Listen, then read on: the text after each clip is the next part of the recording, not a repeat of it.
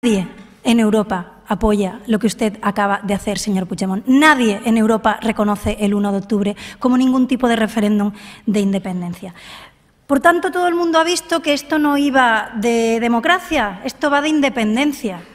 Y toda Europa y todo el mundo ha visto que esto no iba de urnas, esto va de fronteras. Y por fin se han quitado ustedes la careta, porque nosotros, este partido lleva 11 años diciendo que ustedes son nacionalismo, que ustedes son de lo peor, del peor nacionalismo que ha existido en Europa. Y le voy a poner unos cuantos ejemplos, Por eso no le apoya nadie en Europa, señor Puigdemont, porque el nacionalismo es la antítesis del proyecto europeo. Porque la Unión Europea, entre otras cosas, se formó para luchar contra el nacionalismo, porque el nacionalismo significa poner más muros y Europa significa poner más puentes, porque el nacionalismo identifica enemigos internos y externos, como la señora Forcadell, no son pueblo de Cataluña, el señor Turull, son súbditos los que no vayan al 1 de octubre, o externos, el España nos roba. Cuando en Europa se busca socios en vez de enemigos. Ustedes representan el nacionalismo que busca división y Europa significa unión.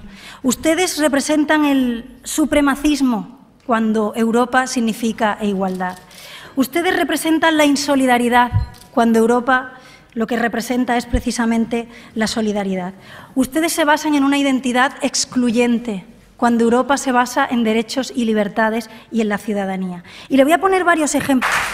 Esto es un cartel de Convergencia y Unión. Esto no es un tuit de ningún concejal por ahí. No, es un cartel de Convergencia y Unión que dice: la España subsidiada vive a costa de la Cataluña productiva. ¿Esto es querer a los españoles, señor Puigdemont? ¿Esto es respetar a los españoles? ¿Esto? Le digo que podría hablar 10 minutos con ejemplos de la muestra de su nacionalismo, pero me llama especialmente la atención un artículo de nuestro vicepresidente, el señor Oriol Junqueras, en 2008. Atención, atención. Los catalanes tienen más proximidad genética con los franceses que con los españoles, más con los italianos que con los portugueses y un poquito con los suizos. Seguimos. Mientras, los españoles presentan más proximidad con los portugueses que con los catalanes y muy poca con los franceses. Esto es el nacionalismo más rancio por el cual se fundó la Unión Europea. Esto es nacionalismo. Se han equivocado de siglo y de lugar, porque estamos en el siglo XXI, en la Unión Europea.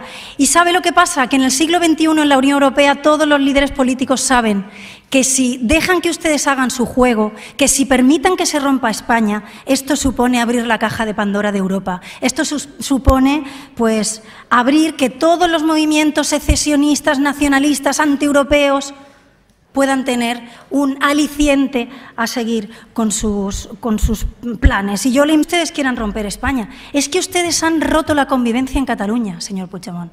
Yo le invito a que cada vez que se dirija a los catalanes evite decir que el pueblo catalán está unido, porque no está unido en estos momentos, desgraciadamente. Y usted ha hecho que las empresas marchen de Cataluña. El señor Artur Mas, que decía, no marchará cap, pues han ido unas cuantas, señor Mas. ¿Han solucionado ustedes?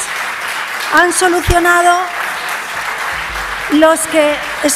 Es muy curioso, porque los que más se han quejado del déficit fiscal de Cataluña ya lo han solucionado, empobreciendo Cataluña, empobreciendo a los catalanes. ¿Y cuál es la Cataluña que quieren, señor Puigdemont, de verdad?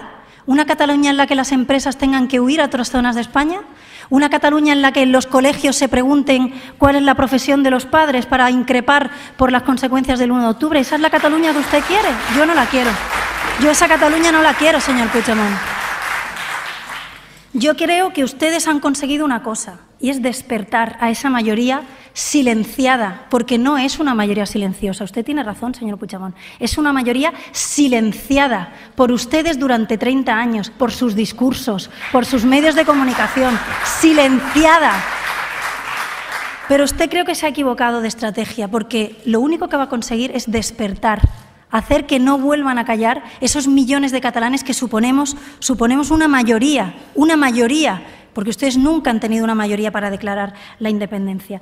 Y además, ¿sabe otra cosa que usted ha hecho? Creo que ha hecho que muchos españoles recuerden que viven en un gran país y que los países también hay que cuidarles. Ya lo decía Ortega y Gasset, el nacionalismo solo crece en países que no funcionan. Pues bien, quizás este sea el revulsivo para reformar España, para que volvamos a tener todos el orgullo de pertenecer a una gran tierra como es Cataluña, a un gran país como es España y a un gran proyecto político que es la Unión Europea. Yo le digo una cosa, señor Puigdemont, pero que usted sepa que la mayoría de los catalanes se sienten catalanes, españoles, europeos. La mayoría de los catalanes se sienten catalanes, españoles, europeos. Yo no sé cómo tienen ustedes de grande el corazón, pero yo le aseguro que en nuestro corazón caben estas tres identidades y algunas más. En mi caso también la andaluza. Le digo que en la mayoría de los corazones catalanes no sobra ninguna bandera y no vamos a permitir que usted nos rompa el corazón a pedazos, señor Puigdemont. Por último, señor Puigdemont, porque no nos queda mucho tiempo, mis padres, mis hermanos y mis sobrinos viven en Andalucía, señor Puigdemont. No pienso permitir que les pidan el pasaporte para venir a verme. No pienso permitir que les pidan el pasaporte, porque su proyecto, señor Puigdemont, supone la salida de la Unión Europea. Y le repito, señor Puigdemont, no nos va a romper el corazón en tres. Y la mayoría de los catalanes creen que Cataluña es su tierra, España es su país y Europa su futuro. Muchas gracias.